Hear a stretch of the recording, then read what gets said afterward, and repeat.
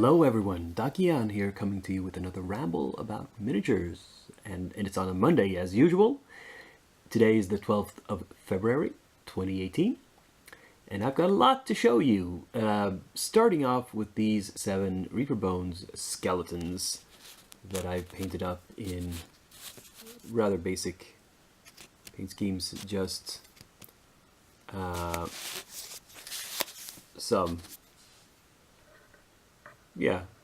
most of them are just bone and a couple of a weapon or two. There's the one armored guy. Very quick and dirty paint jobs, speed painting. Not much to say really. Hopefully they'll fit in with my other skellies. So let's see what's next. What do we see here? Even more bones. We've got the 2 Null Archers finished, and this little row of very primitive goblins with no armor. They're just loincloths and some primitive weapons. And this guy, as I mentioned, he must be using these skull clubs to beat on something like a drum. I don't know. He's part of some bigger diorama that I don't have. But anyway, that brings me to a total of 13 minis painted this week, all speed painted Reaper Bones, but still, considering it's been a busy week, that's quite an accomplishment. And I haven't shown you them in detail. There'll be still pics at the end. Yeah, moving on to works in progress. Still hard work on the Sea Devils. You might think they all still look really green, but there has been some more color added. There's actual different shades of green now. On the scaly parts, I've painted a more green as opposed to the blue-green of the skin parts. And of course, as you can see, I've started adding some yellow-orangish tones to the fins. Started painting the claws, teeth, eyes a little bit. Yeah, they're progressing along.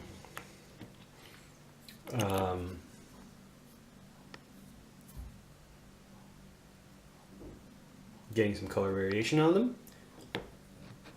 And considering I actually have a little bit more free time the upcoming week, so I'm hopeful that I'll finish these by next Monday.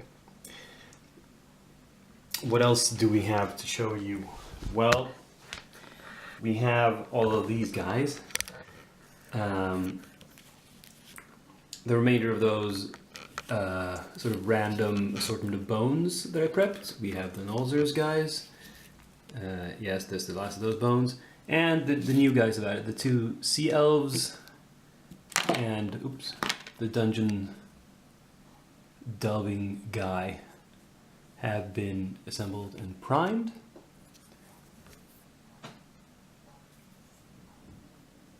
This is a rather dramatic pose for these guys, and this one sort of flying off a rock. You'll have to imagine these sea elves are underwater, that's why their hair is standing up like that. So yeah, looking forward to getting some paint on these as well.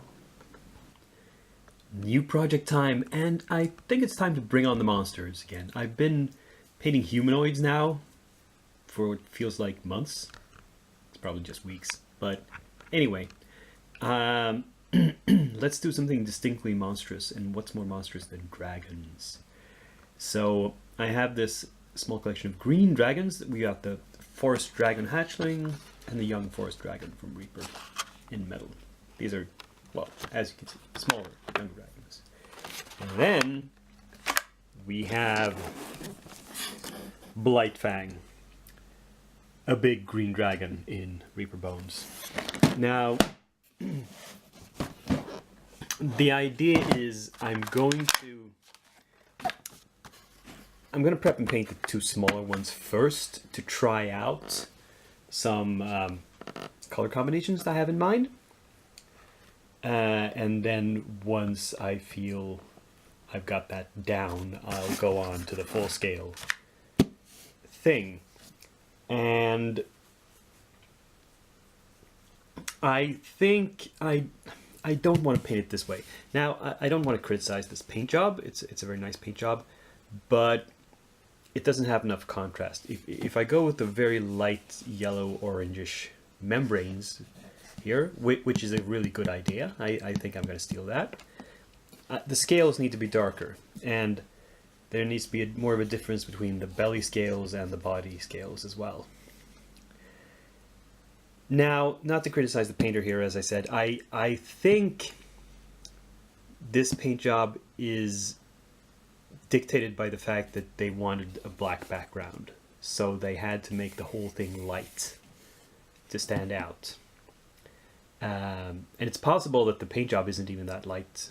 Really, it's possible they washed it out with lighting, just put really bright lights on it, and that's why it looks so. Why there's no dark light contrast.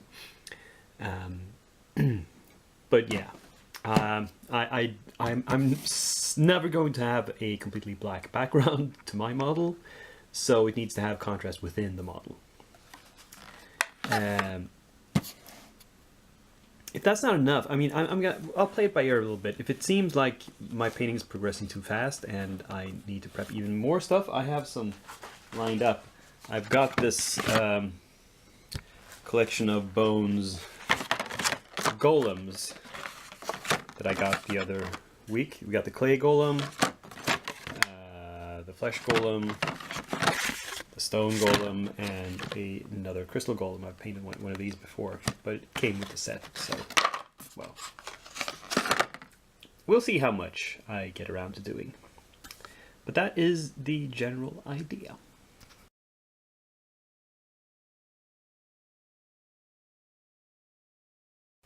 The new arrivals this week are something very different compared to the last few weeks' fare. It's a package from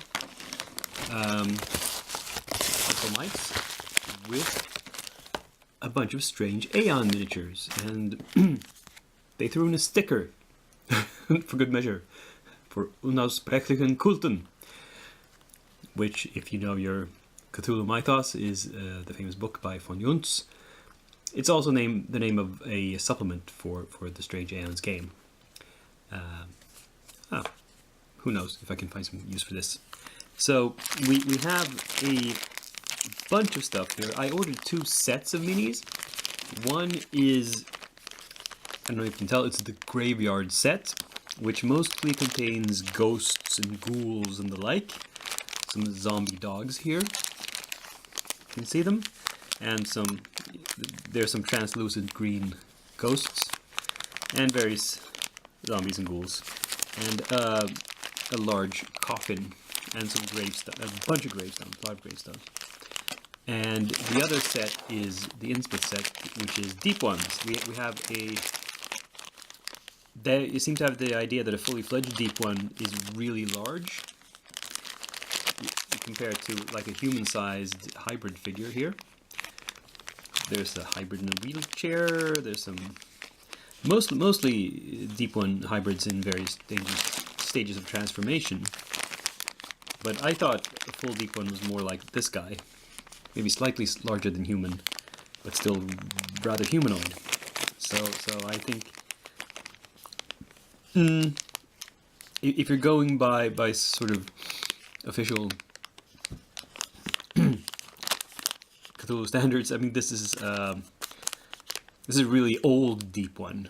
I think it's the idea is the Deep Ones are effectively immortal unless you kill them. They don't age. Rather, they can be as old as they want, and they keep growing. So the idea is that Father Dagon and Mother Hydra are not really gods in the sense that they come from some other dimension. They're just the oldest surviving Deep Ones who've grown really, really, really big, and maybe they get magical powers as well. But yeah, anyway, enough about the mythos. This is a collection of bonus minis I got for being a member of what they call the Cult of the Black Coat.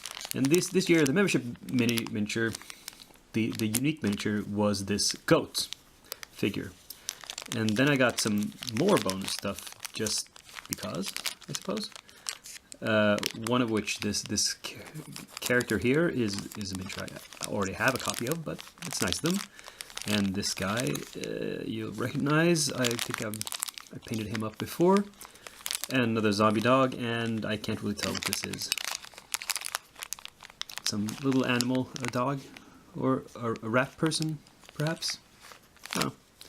Anyway, I'm not in a sort of Cthulhu pulp painting phase right now. But when I swing back around to that sort of stuff, these models will be ready and waiting for me. So that's good.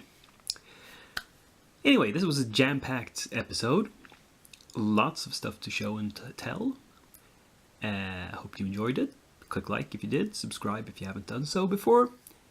Leave a comment if you have something nice to say. And I will see you in a week. For now, I'm Dakion, and I'm signing off.